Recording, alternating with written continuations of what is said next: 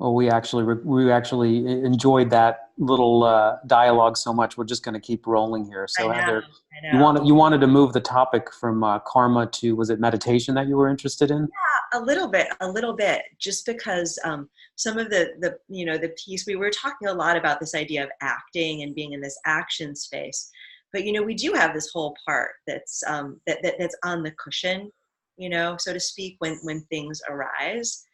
And I really I feel like I'm getting so much benefit, and I'm also sharing it with people that I talk to. This benefit of being in this holding space, Mm, of just of being able to hold what arises, because I feel like it speaks so much to the way that we have actually not been held um, from very early on in life. I was talking you're with, giving me goosebumps. yeah, yeah. Well, I mean, I'm thinking about, I was having a conversation with a student friend of mine last week, and a lot of what he was describing that he goes through, these cycles that he goes through in his own life, he's just like, how do I work with that? How do I work? Can you give me an antidote? Can you give me a thing that I can do to make this go away, essentially? And I just was like, well, what is it like right now when you're telling me about it? And can you Mm, do, what does that feel like to have me not respond and try to do anything to help it or to change it? mm. And how can you do that? So I'd love for you to just kind of remind me, like kind of refresh my memory on how to give those instructions to yourself. Yeah, I mean, the holding space is a beautiful kind of overlay, a psychoanalytic or psychotherapeutic overlay onto the mindfulness tradition. This is obviously not how the Buddhist classical training sort of reveals itself, but I think it's very useful and practical and a nice way of looking at what's happening. So the idea is that there's all kinds of tumult in our nervous system when we get stressed and triggered, and it pushes us to the limits of our capacity to tolerate distress. Okay, and the way that I envision that, or I kind of characterize it, is like that's your inner child that's being overwhelmed or overrun by emotions. And normally our nervous system is habituated to just pull the plug. It's like there's a current and the current is too much and you just have to evacuate, and you press the escape hatch and you pull the plug, and that's called disassociation. And that becomes an involuntary way that the nervous system reacts to stress, dissociates. It chooses self-preservation, and it's sort of hits a tripwire and it says, I'm taking you out of here. We're gone. Right, right. And the way that we build towards reclaiming agency is learning how to tolerate distress in incremental ways. So the first thing is to first educate people that, the way that you're feeling is normal, but the way that you're responding to what you're feeling is maladaptive. It hasn't worked. It's primitive. It's from an older time where you were all on your own and you had no resources. And the best that you could do is just rely on your evolutionary your apparatus to just disconnect. But there are healthier and more optimal and more functional ways to relate to distress. But it would require us to take in a little of what we consider the poison, almost like an antibiotic. You have to take in a little bit of it in order to tolerate it, in order to increase your bandwidth and your range of tolerating an already stressful world that's never going to be anything but what it is. Only we can create greater bandwidth to tolerate it. So our meditations then become like tolerance enhancing, stress tolerance enhancing kind of techniques. And so the holding space is, just imagine if you were to turn your attention inwards and see the stress that's happening in your world as an inner child, and your attention becomes the parent and your internal emotions is the child. And so you want to create contact. You don't want to create fragmentation. How many of us grew up with parents who were not around, or who were around and were really intrusive and sort of, saw us in stress and became even more stressed? So we had these parents that weren't available to us and didn't provide a kind of nurturing attunement. Well, we've adopted that stance with our own internal world. So instead of, we can't go back, we can only go forward. So now we're going to be a better parent to our inner world. So what you said to your student is, how do we create connection with what's painful or unpleasant, rather than looking for escape hatch? How do we touch it?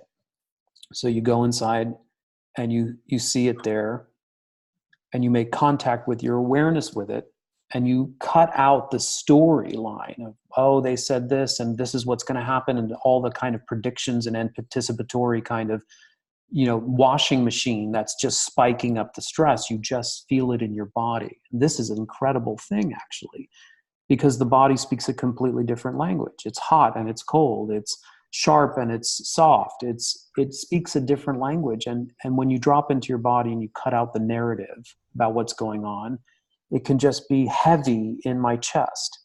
Well, heavy in your chest is a lot easier to tolerate than, I'm going to be rejected. They're going to never let me come back. I'm going to be homeless. The world is a terrible place to live. And I'm not capable. I'm not worthy. I'm not lovable. So that snowstorm is what gets disconnected. But your attunement to your inner world retains its connection, and you're speaking the language of the body now. And you're creating an environment, a holding space to allow that feeling to be there. Now, if you just allow it without provoking it, right, what have you seen happens to the feelings in our body? After a while, they just kind of dissipate. They change. They dissipate. It becomes something else. If I don't feed it with something. That's the key. So it's almost like there's a provocative relationship between the mind and the emotions, where the mind is like an abusive parent, shaming the inner child, saying, you're worthless, look what you've done.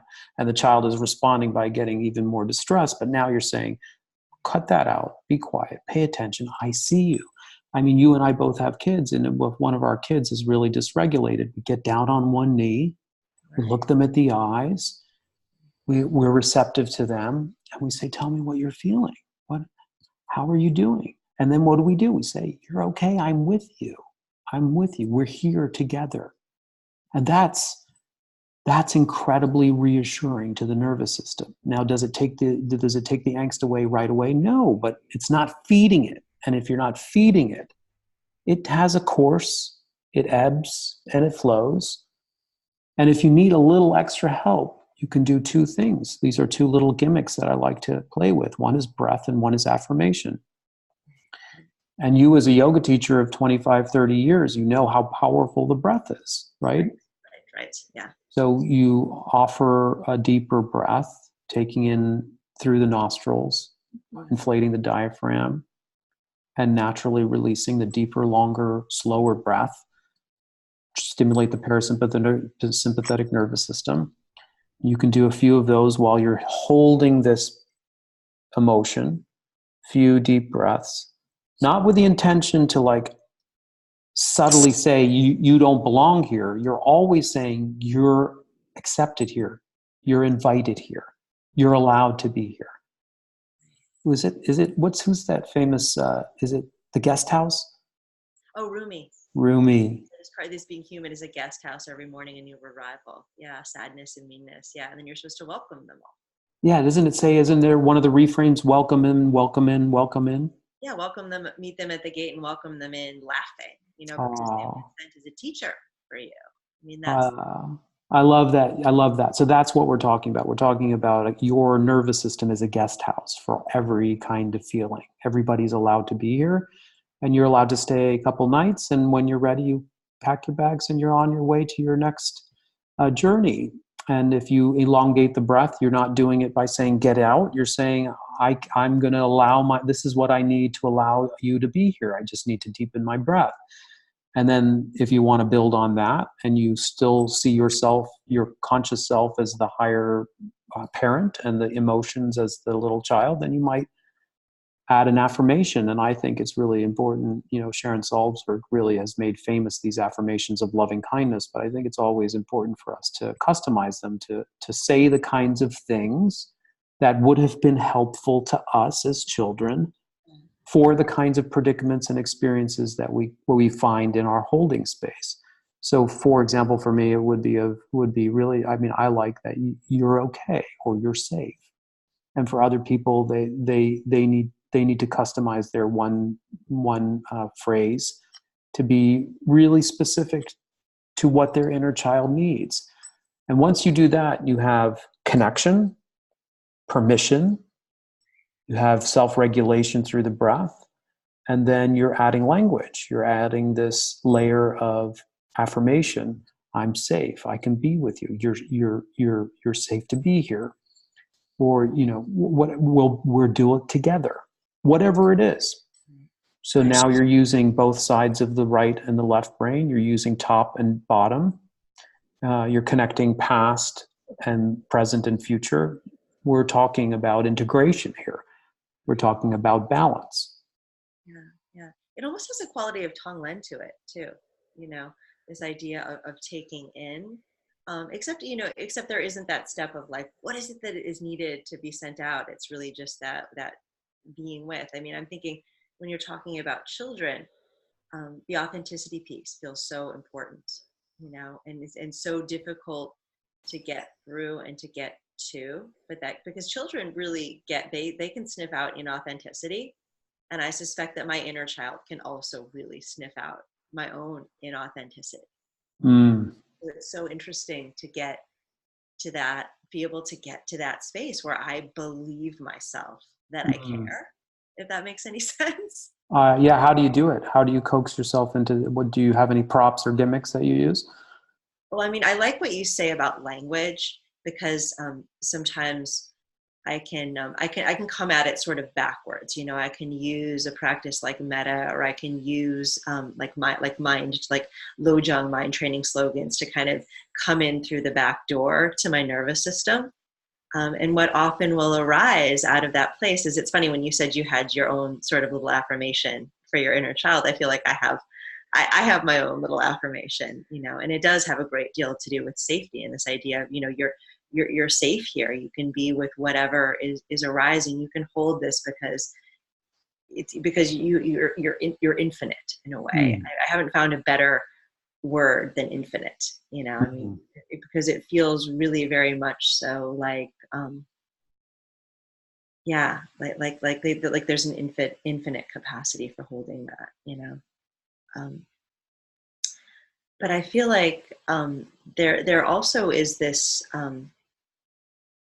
there's so much that comes up as well in meditation. I mean, even just like misperceptions of I don't know, the way things appear.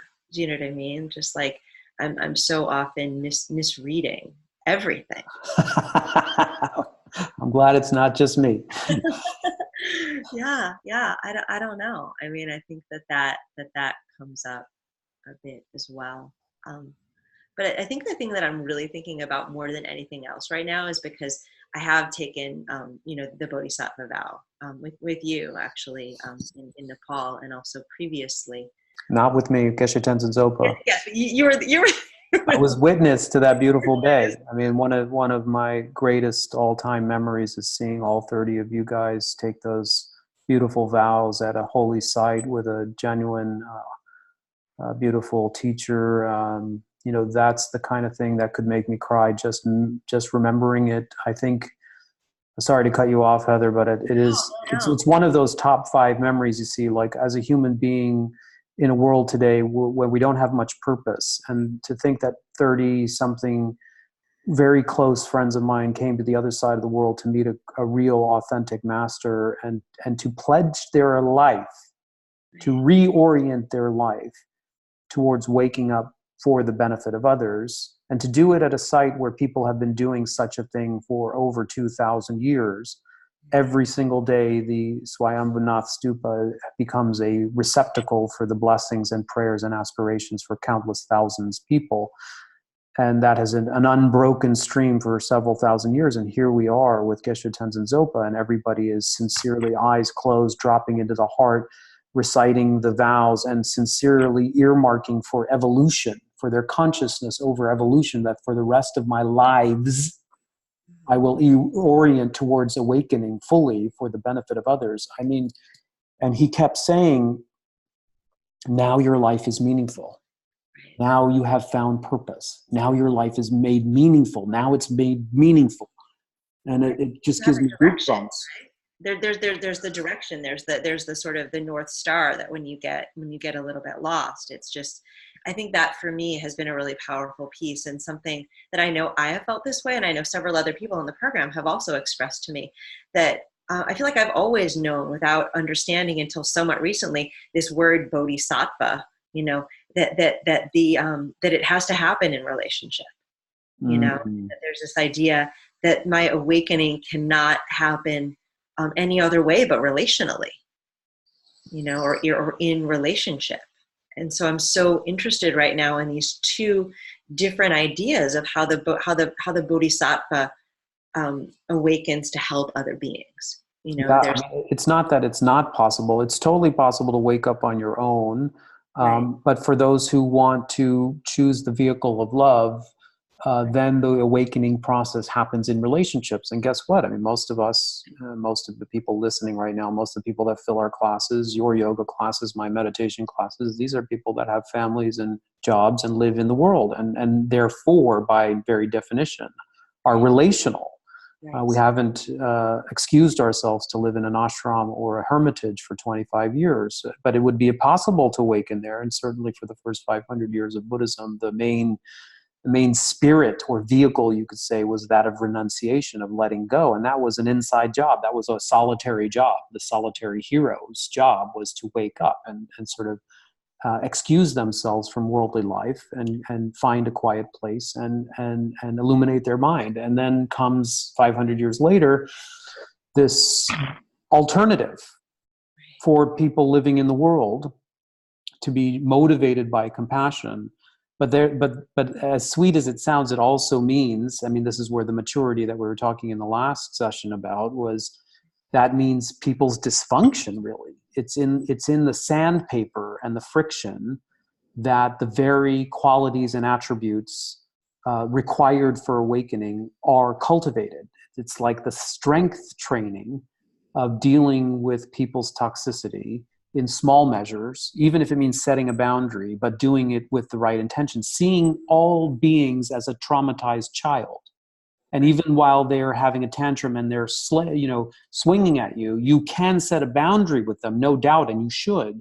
But you always connect with the fact that they're like a traumatized child or a scared animal in a cage or someone who's sleepwalking and having a nightmare. You always have that vision of them, and you see that that by being in a relationship with them, may you help calm them down, may you help them awaken, may you help them wake up from their nightmare or feel less threatened, so that they can find their natural inner orientation and resources within. And that very proposition is help moving you along your evolutionary development, because you've also been stuck in trauma mode, and you've also been stuck in the survival mode, and you've also been stuck in alienation mode. So what we're talking about is our relationships help each of us find the mammalian, the mammal part of us, the loving, connected, decent, collaborative part of our nervous systems to help us get a leg up on our evolutionary capabilities. Yeah, and what I love is I love the way that I love the way that you're always hammering away at this, like, we have to have the ethics along with the wisdom and the meditation, right? Because this idea of having the precepts that we hold ourselves to and also our relationships to, I feel like is such a powerful guiding tool that even when I feel really uninspired on my cushion, that I and this is something that I did years ago when I had my first child. I was all bummed out because I was like, oh, I don't get to sit and meditate as much as I used to, or I don't get to go away as much and, go on retreat. I just was like, damn, I actually better make my life, my practice and my retreat. And I started thinking, well, what are those guiding principles? And in yoga theory, it's the yamas and the niyamas, but I feel like in Buddhist practice, it's the precepts, and it's our conduct. It's the way that we're speaking, and even just thinking like right in this moment right now, am I is there authenticity in what I'm saying? Or if I have to have a difficult conversation with someone, how does that become also a practice? How does that become a meditation in action, in a way? Because there could be the route of just being like, I'll just make that first person feel better. But then there's that Bodhisattva vow that I've taken that says, actually, no, you have to help this person. You have to speak in a way that is honest, but not harmful. You know what I mean? And sometimes that can look different ways, right? Sometimes it can look fierce, and sometimes it can look accommodating and lovely. And I just find that whole piece of it so fascinating. This sort of where the ethics meets the meditation. Yes, I think it's so key, especially when you're looking at the difference between maybe a secular meditative path and what defines maybe the true spiritual path from a secular path. Is it's not just about meditation. It's about adopting a lifestyle that creates the conditions for a realization to occur, right? If we're just saying that the purpose of a meditation is to train consciousness so that some very deep seeing can happen. Okay, this is where wisdom, meditation, and ethics all start to come. The orientation or purpose of the spiritual practice is to wake up, is to see the nature of reality, and what we're experiencing right now is a distortion. So we have to get our magnifying glass clean enough to see the nature of that thing in the petri dish that we're looking at, the nature of reality. It's right there, but the lens is not clean. So how do you clean the lens? Well, you still the mind. You still the mind, just like you stop the turbulence. That's meditation. Well, how do you stop the turbulence in the mind? You practice concentration, but you also have to work on your lifestyle, because your lifestyle has a feedback system or feedback loop on your nervous system and the quality of your attention. So if you allow yourself to eat the wrong foods and not sleep with any regularity, and you harbor negativity, and you allow yourself to acculturate yourself to speech that is like lying and slanderous, it has a reverberation on your psyche. And if it's reverberating in your psyche, then the ability to still consciousness so that you can have a piercing view or examination of how things are really working, it becomes it's working against you. So I mean, I just like to liken it to a sports athlete. I mean, if your job is to make it to the NBA finals, then you not only learn the game, and you not only do strength training, but outside the basketball arena, you have to sleep well, exercise, comport yourself. Maybe you stop reading about what your opponents are saying about you. Maybe you cut off the media. You start to say, these things aren't good for me, and these things are good for me according to my orientation. Where is it that I'm heading? As long as you have that North Star, some things are going to be conducive, other things are going to be not conducive. This is not about, the commandments from up on high. You're a sinner, you're a bad boy or girl, you're a good boy or girl. This is about the science of what lifestyle behaviors and actions are conducive to your wanting to calm the mind enough so that you can see something true. And that's a very scientific proposition. And so when you start to see that precepts, recommendations, lifestyle recommendations are either more or less conducive to your overall orientation, then you start to really see them less as dogmas and less of an imposition on you, and more of like, well, I want to be an athlete, I got to eat more kale and stay away from the French fries. It's just as simple as that, because it's all working together. Your lifestyle helps your concentration allows you to see the nature of reality. The more that you see the nature of reality, the more it puts you at ease. The more at ease you are, the more friendly you are and harmonious you are with others. So it goes in a feedback system in both directions, really. Yeah. I mean, I feel like, and I felt this so strongly when we were in the monastery, especially where it was so clear. I mean, it was so, like, it was literally written on the wall. Like, that wall where the precepts are written. And I remember we do need reminders, don't we? And I just remember thinking like, oh God, it's so like right there out in front right now. Like, no sexual misconduct, like don't kill anybody. And I was just like, oh God, But I feel like when you hold the precepts, what I came to feel in that week so strongly was they come around and they hold you. And Oh, Heather, that's so beautiful. Tell us about that. well, and often I found that what would happen, and and I feel like the more and more refined you get, it gets more and more nuanced, and it feels like, and I think you and I were talking about this even last week, this idea that as you get more nuanced, it's like when the Buddha was being challenged by Mara, of just like, oh yeah, you think, let me just show you this thing, and I remember having those moments, even just in Nepal, of being like, whether it was the oh, I can just talk a little bit, or having desire arise, or whatever it was.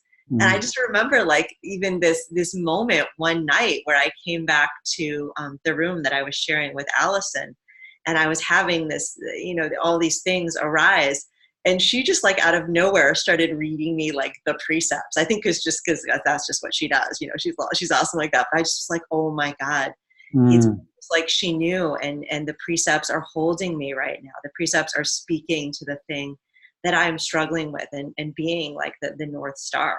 And it felt so clear. And I just was like, no, this is written on the wall out there. I can't go do this thing because it's written on the wall. But it became deeper than that. Yeah. It's reminding me of, also, since you're mentioning Nepal and precepts, it reminds me that what it's like to hang out with Geshe Tenzin Zopa or any, true master. Yes. Is that their way of being palpably, viscerally feels like a different vibration. It's very comforting. It's very reassuring. It's soft. It's flow. It has this quality of attractiveness. And I'm not talking sexual. I'm talking just energetically attractive, aligned. But then since we lived with Geshe Tenzin Zopa for that week during the retreat, we noticed what his daily life is like outside of the teaching room or off the cushion, you see. Right. And what does it look like, Heather? What did you notice about Geshe Tenzin Zopa? He's busy and exhausted. I mean, the poor guy, but like But what's exhausting and what's he busy doing? He's helping, he's doing everything. He's like, I mean, that man was just like, it was just like pouring out of him all day long. And then he was like, oh, here's my break. I'm going to come receive you guys in my house, and then I'm going to have a little. Didn't stop serving other beings. Right. Yeah. That guy did not stop. If he was not directly inviting people to come talk to him for counsel, he was dropping mantras on the cats. Yeah. He was turning prayer wheels. Like his whole lifestyle, his body and his speech and his actions are suffused with bodhicitta, this aspiration, and with prayer, and with goodwill, and with availability, and with compassion. And so I think that's why that's so important to have mentors and gurus like that to show you, like, this is what it takes. It's not just 15 or 20 or 30 minutes on your meditation cushion. Your whole life has to take on this quality, and it starts to have this really attractive way of being that I think most of us really want to taste a little bit more of. So it becomes really, really reinforcing, but also just what it takes. Like, you can't, the Olympic athletes, they don't just train for 4 or 5 minutes, 45 minutes, 4 hours. Their whole life becomes about, how do you get to be a gold medal? That's what it takes. And what I realized about Geshe Tenzin Zopa is, and it's so funny that it comes kind of full circle in this way, but it just occurred to me that my experience of him was that he was the holding space. He completely embodied that. I mean, it was like there was, he could breathe it in and something else would come out, but he wasn't, I don't know if it was impacting him or not, but it was so clear. Like, I felt that in his presence, that, I mean, sometimes I just would cry because I just felt like I was really, it was just so basic. You were held in such a, and so I feel like that was so inspiring to me. I just was like, wow, if I could do that for like 30 seconds for someone, that would be amazing. I'd be just happy with like 10 seconds of being able to do that. Would be great. But it did feel inspiring. It felt like, oh, this is something I can do every minute of every day, the way that I'm living. So. Thank you, Heather. Thank you for reminding me about our time in on pilgrimage with a great teacher. It's so inspiring, but also like what we can all do to take our practice off the cushion. Like the work doesn't stop there. And then, it really is about becoming more of a spiritual person in the world, in our relationships. And those recommendations, they start to be helpful. They start to uplift you because you start to see what it takes to achieve your wish. This is what it takes to achieve your wish. This is part of your recipe. This is an ingredient in the baking. So thank you for that reminder. Yeah, and thank you for this conversation. I hope we can do it again. Yeah, let's do more. Maybe people will tell us what they want us to talk about too, and we can talk about that. I would love that. I'm sure people are so shy, so we really want to recommend that people send in their questions, and we would be happy to explore them. Not that we have any definitive answer, but I really enjoy the conversation. Thank you so much, Heather. Thank you. We'll see you soon.